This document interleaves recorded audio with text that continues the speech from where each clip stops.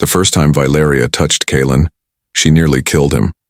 Her plasma-based biochemistry seared his flesh on contact, leaving an angry red handprint on his forearm that medical nanites took 3 days to repair. The Solari ambassador had apologized profusely, mortified by the diplomatic incident. Her crystalline eyes, faceted like diamonds but swirling with inner fire, had widened in horror as the human diplomat collapsed to his knees, gritting his teeth against a scream. Yet what stunned the assembled dignitaries wasn't the injury. It was what Commander Kalen Frost said through pain-clenched teeth, entirely worth it. 3 standard months later, they found themselves alone in the observation deck of the Harmonious Accord, the massive station orbiting neutral space, where 17 species had gathered to prevent galactic war. The Solari and humans represented the most physically incompatible biologies present. One evolved from stellar fusion processes, the other from carbon-based organic chemistry.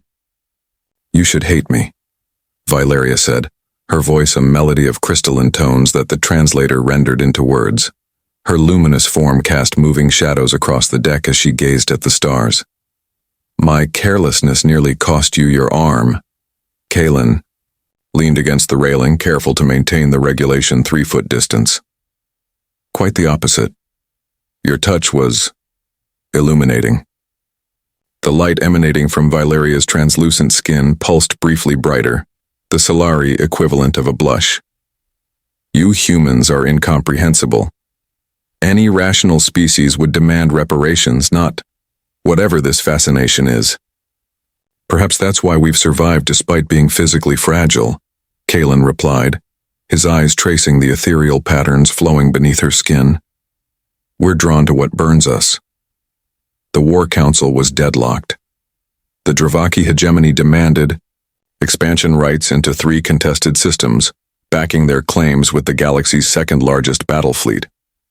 The Solari Luminants, guardians of those same star systems for millennia, refused to yield their ancestral territory. And humanity, barely a century into interstellar politics, somehow found itself as mediator. "My people believe your species is reckless," Valeria said quietly. "But I'm beginning to think you possess wisdom we lack." Kalen's scarred hand, now healed but permanently marked with swirling patterns where her fingers had touched him, tightened on the railing. "How so?" "The Dravaki weaponry targets our plasma matrices. Your ships have no such vulnerability. Yet you position your fleet between our worlds and theirs. Protecting potential allies seems logical," Kalen replied with a shrug. "At risk of extinction? No species we've encountered would make such a calculation." Kalen turned to face her fully, close enough that he could feel the heat radiating from her body.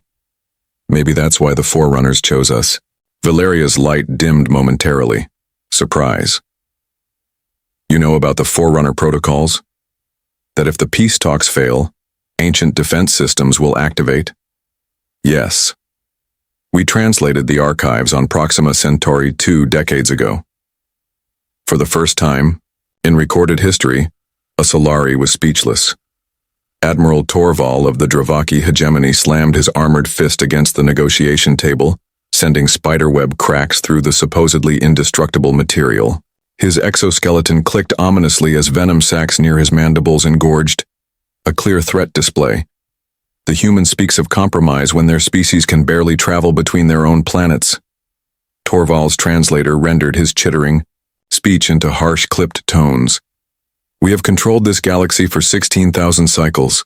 The Solari are remnants, evolutionary dead ends who hoard worlds they cannot even inhabit." Kalen maintained his calm, though sweat beaded along his hairline from the heat Valeria unconsciously emitted when agitated. She hovered nearby, her luminous form pulsing dangerous ultraviolet warnings that the Dravaki's compound eyes could surely detect.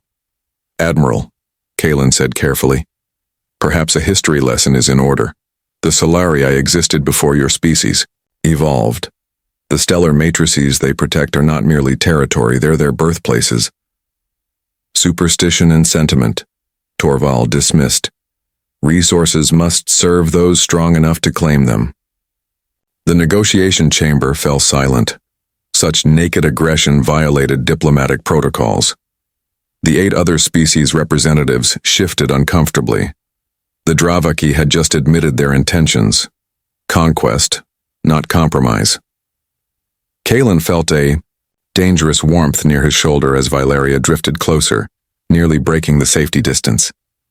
"Commander Frost speaks truth," she said, her voice harmonics tight with controlled fury. "The stars you covet birthed my ancestors when your kind still crawled in primordial ooze. Yet now you fade while we ascend," Torval chittered, mandibles spread wide in the Dravaki expression of superiority. "Your numbers diminish each cycle, your luminance grows dimmer. Soon, only historical records will remember the Solari."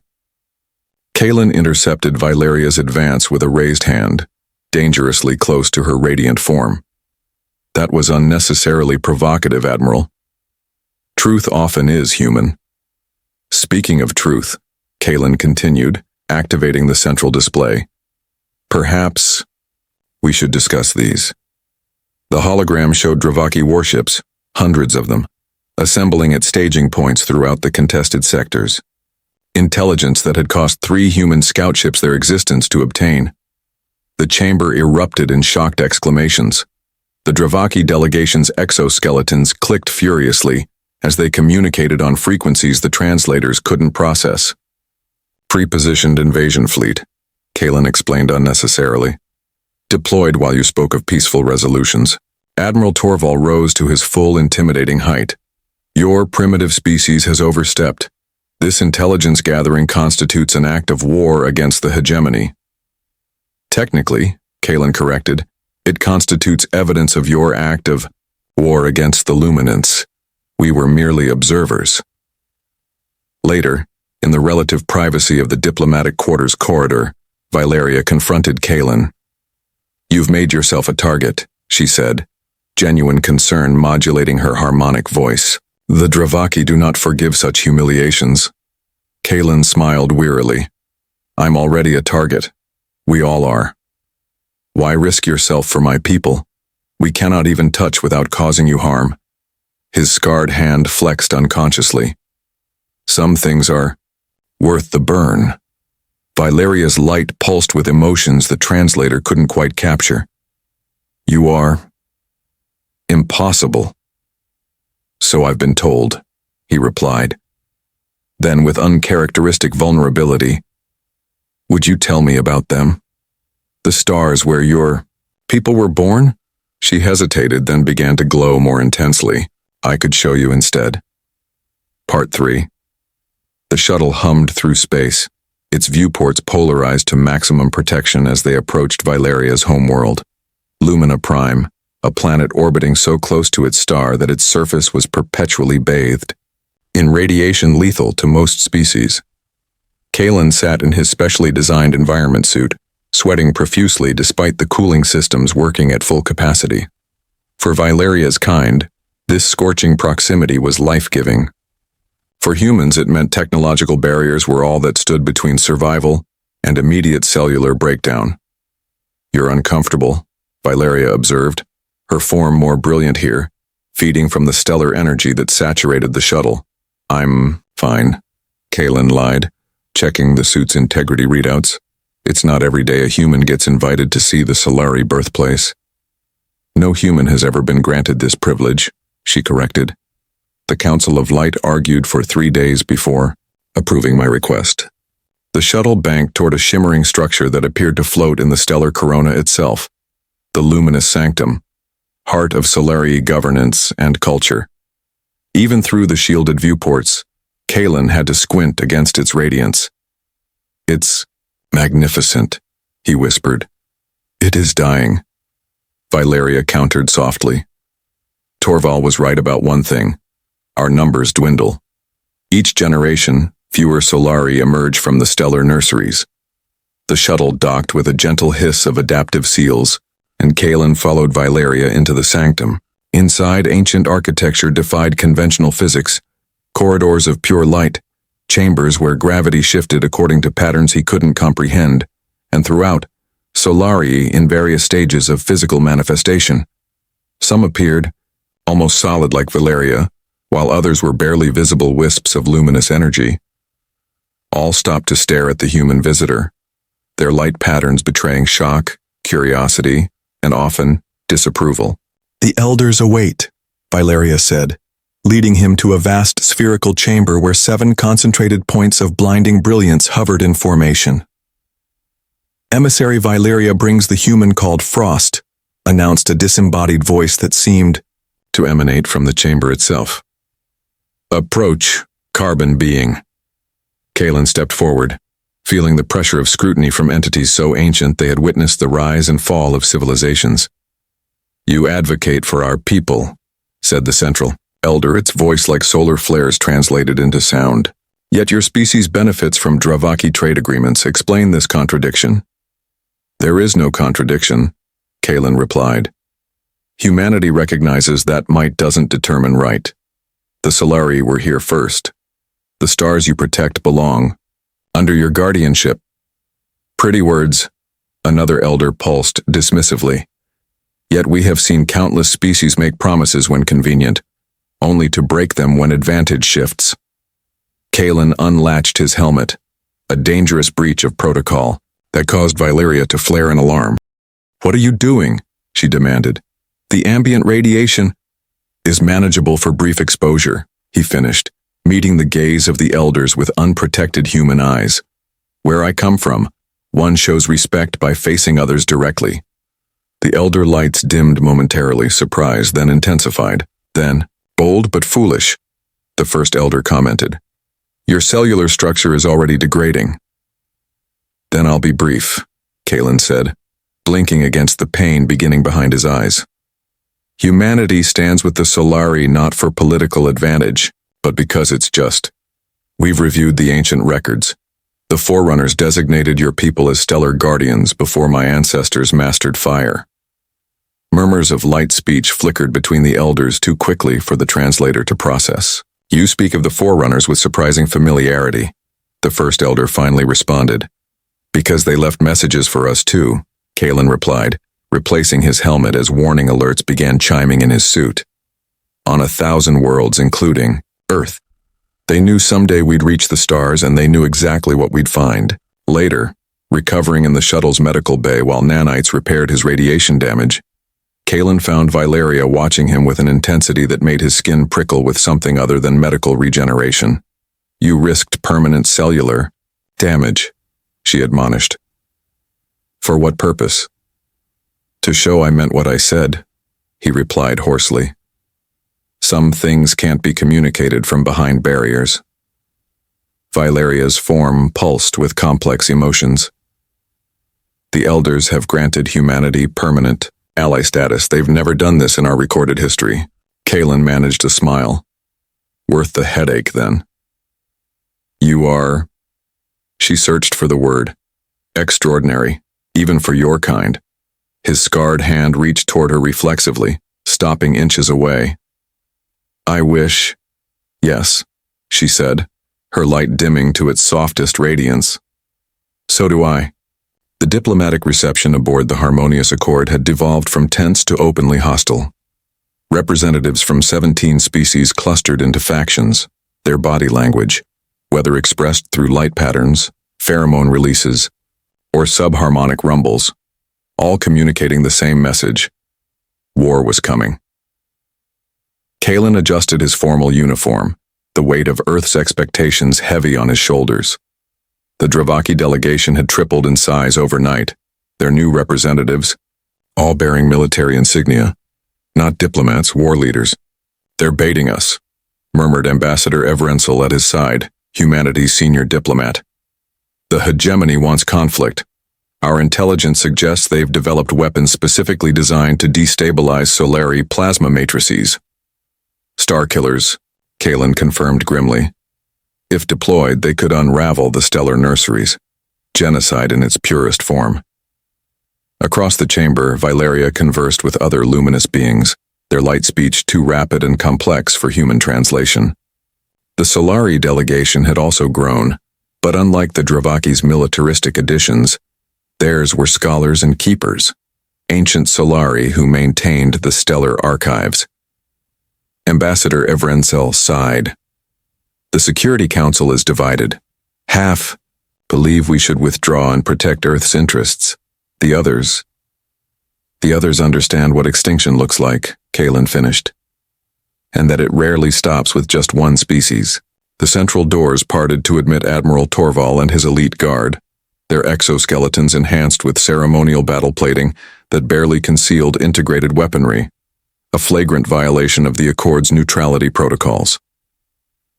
Conversation ceased as the Dravaki commander strode directly to the human delegation, ignoring diplomatic precedents.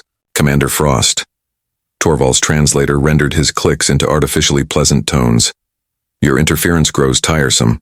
The hegemony offers humanity a final opportunity to step aside. Kalen maintained neutral body language despite the implied threat. Admiral, this gathering is for peaceful negotiation. The time for negotiation ends, Torval declared loudly, ensuring all could hear. The Solari refuse reasonable accommodation. Therefore, we have initiated resource reclamation procedures in the contested sectors. The chamber erupted. Several species representatives immediately departed, presumably to contact their governments. The Solari delegation's light flared. Painfully bright and unified alarm, Valeria pushed forward, her normally controlled radiance now pulsing dangerously. You've launched your fleet? Without council authorization? We require no authorization to defend hegemony interests, Torval replied dismissively. The stellar matrices will be harvested. Your people may relocate or face the consequences. Ambassador Evransel stepped between them. Admiral, this action violates 17 separate treaty agreements. Treaties made when power balance is favored. Appeasement, Torval chittered, his mandibles flexing in the Dravaki expression of finality. Reality has changed. Kalen activated his risk communicator. Captain Okafor, authorization Frost Delta 9. Deploy the fleet.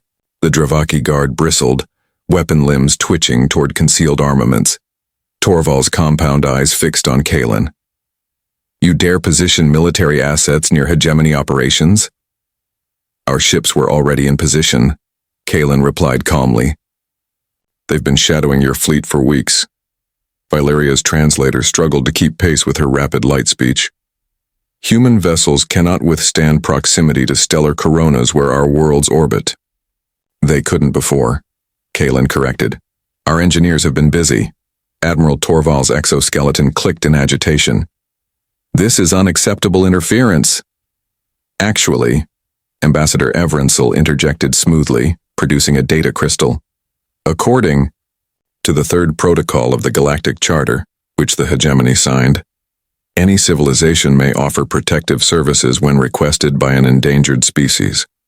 She activated the crystal, projecting the formal alliance document between humanity and the Solari, complete with Elder Council authorization codes.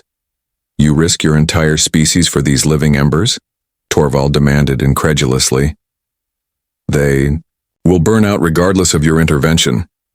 Perhaps, Kalen acknowledged, but not today and not by your hand.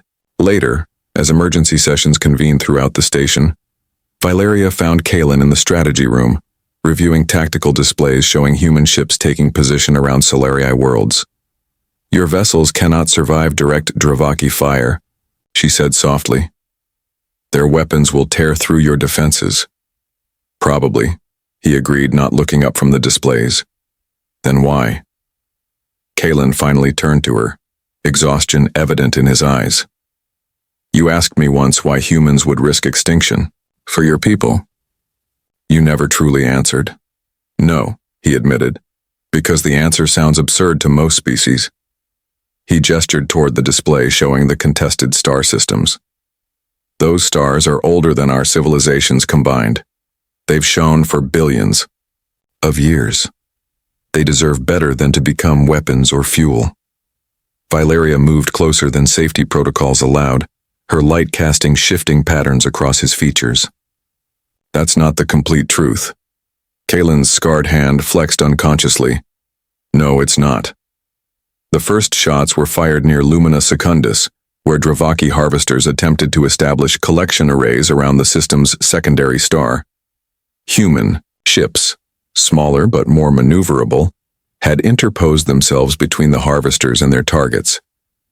From the command deck of the UES Defiance, Kalen watched tactical displays as the confrontation unfolded across 17 star systems. Simultaneously, the Dravaki had numbers and firepower. Humanity had position and determination. They're deploying resonance disruptors, reported Lieutenant Nazari, her dark eyes fixed on sensor readings. Attempting to destabilize the star's magnetic fields. Countermeasures, Kalen ordered. Deploy solar shields. The revolutionary technology, developed in secret using principles gleaned from Forerunner archives, sprang to life as massive energy fields emanating from human vessels coalesced around the threatened star, creating a barrier the Dravaki weapons couldn't penetrate. It's working, Nazari confirmed, disbelief evident in her voice. The star's matrix remained stable. The ship's communication officer turned from her station. Commander, incoming transmission from Hegemony Command. Admiral Torval's image appeared, mandibles clicking furiously. You interfere in matters beyond your comprehension, human. These stars are destined for harvest, the natural order of galactic evolution. Natural order? Kalen challenged. There's nothing natural about weaponizing stellar matter.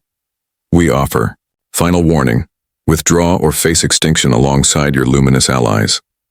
The transmission cut abruptly as Dravaki battlecruisers oriented toward the human defensive line. All ships initiate Helios Protocol, Kalen commanded. Authorization Prometheus. Throughout the contested systems, human vessels activated technology that had consumed Earth's resources for decades to develop. Technology based on principles the Solari had mastered millennia ago but could never share with material beings. The ships began to glow. The Dravaki opened fire, their advanced weaponry slicing through space toward the outnumbered human fleet. Where those weapons struck, human ships didn't explode or disintegrate as expected. Instead, they absorbed the energy, their hulls transforming into something that defied conventional physics, a hybrid state between matter and energy that the Forerunners had once mastered and humanity had recreated through desperate innovation. Partial integration at 70%, reported the science officer, voice tight with concentration. Solari essence stabilizing within parameters.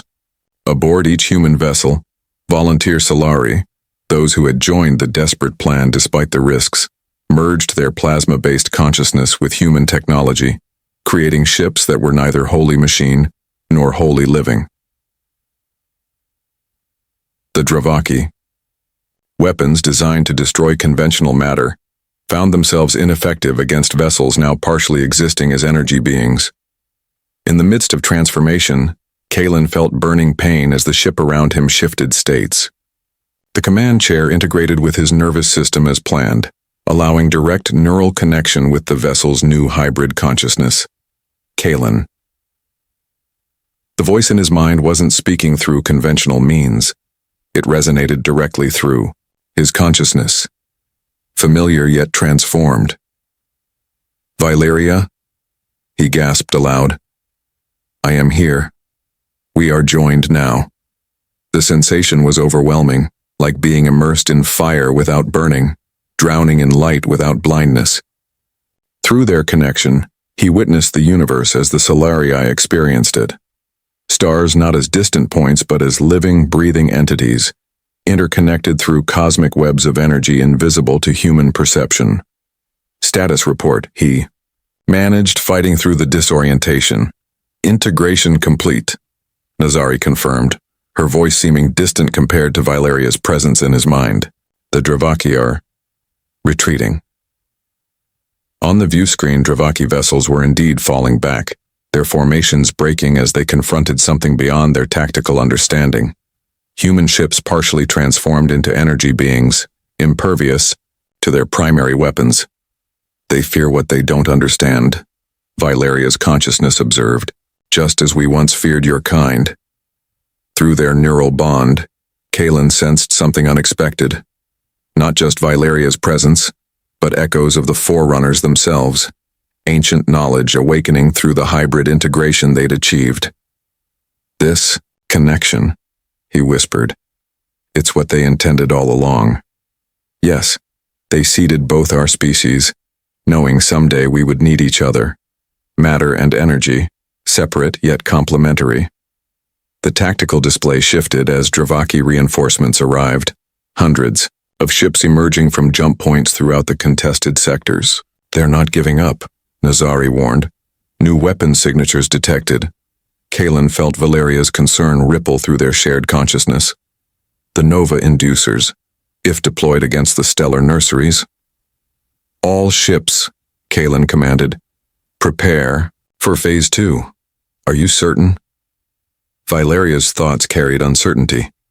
The transformation may not be reversible. Kalen's scarred hand pressed against the command chair, now pulsing with the same luminous patterns that had marked his skin since their first touch. Some things, he said, both aloud and through their connection, are worth the burn. The Dravaki High Command had not anticipated defeat.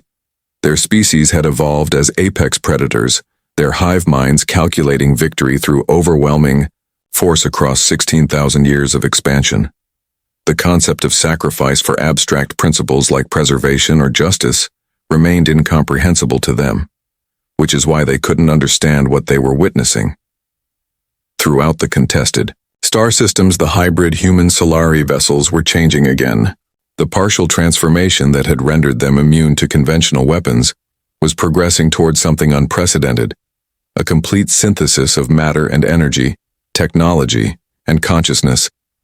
Admiral Torval watched in mounting horror. From his command carrier as the human flagship, the UES Defiance began to shimmer with increasing intensity, its hull dissolving into patterns of pure light that mirrored the stellar formation surrounding it. Impossible, he chittered to his science officers. Material beings cannot achieve plasma state, yet the evidence before them defied explanation. The human vessels were transcending their physical limitations, guided by the Solari consciousness they had integrated with. What emerged was neither human nor Solari, but something new, living vessels of light, capable of moving through space without conventional propulsion. Inside what had once been the Defiance, Kalen experienced existence through transformed senses. His physical body remained, but altered, integrated with both ship systems and Valeria's plasma-based consciousness. Through their union, he perceived dimensions of reality previously invisible to human awareness. The stars are speaking, Valeria's thoughts merged with his own. They recognize what we've become. Around them, the stellar nurseries, ancient stars that had birthed the Solari consciousness eons ago, pulsed in patterns too complex for conventional sensors to detect. Kalen understood now what the Forerunners had intended. Not for either species to dominate, but for both to evolve together into guardians who could perceive and protect the deeper architecture of the galaxy. The Nova Inducers, Dravaki's superweapons, designed to collapse stellar matrices, launched toward the nearest nursery star. In conventional space-time, nothing could intercept them in time, but the hybrid vessels no longer operated within those limitations. Now, Kalen commanded, his voice resonating through both verbal and energetic channels. The transformed fleet moved with impossible synchronicity, their light forms accelerating beyond physical constraints. Where Dravaki weapons traveled, Guardian vessels intercepted, not by physical blocking, but by harmonizing with the stellar frequencies the weapons sought to disrupt.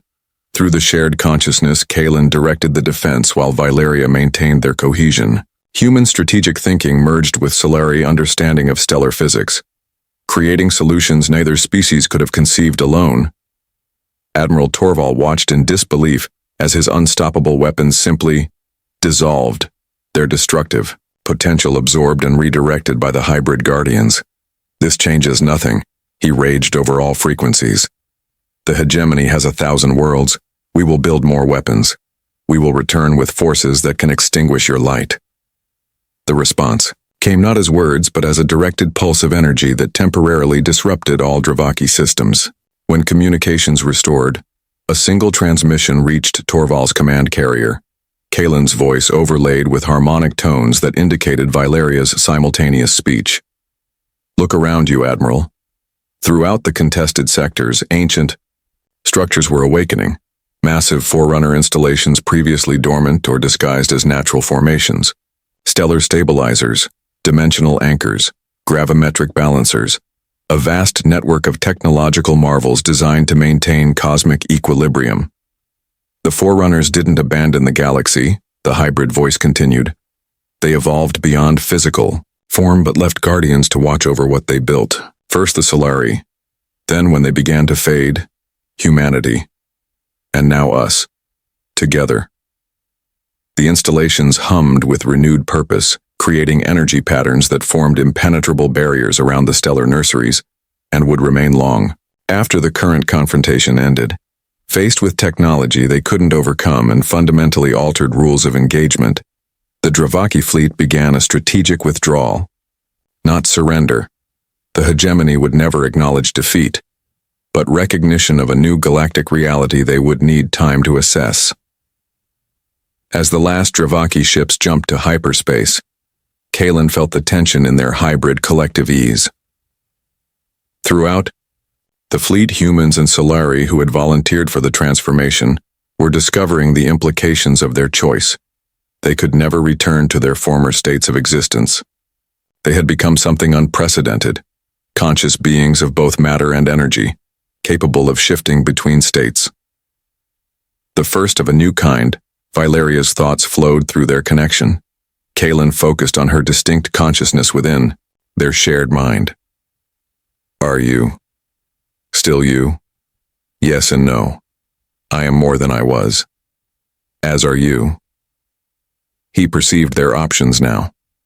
They could maintain this perfect union indefinitely, their consciousness intertwined, or separate into distinct entities. Still, transformed but individual. The choice is yours, he offered. No, she corrected gently. Ours. They drifted away from the fleet, their hybrid vessel responding to shared intent rather than commands. Below them spread the surface of Lumina Prime, its stellar corona now safe from harvesting, preserved for future generations of Solari to emerge. Somewhere in the transformed space that had once been the ship's observation deck, Kalen focused his consciousness until a semblance of his physical form coalesced, not fully material, but defined enough to appear human. Beside him, Valeria did the same, her luminous form taking on greater definition. They stood together, watching the star that had birthed her kind. For the first time, they could exist in the same space without harm, their transformed natures compatible at last. Was it worth it, he asked, leaving behind what we were? Valeria's form shifted closer, her light intermingling with his newfound energy state. The sensation wasn't burning now, but a pleasant warmth that spread through his transformed consciousness. Ask me again, she said, her harmonic voice both audible and felt through their connection.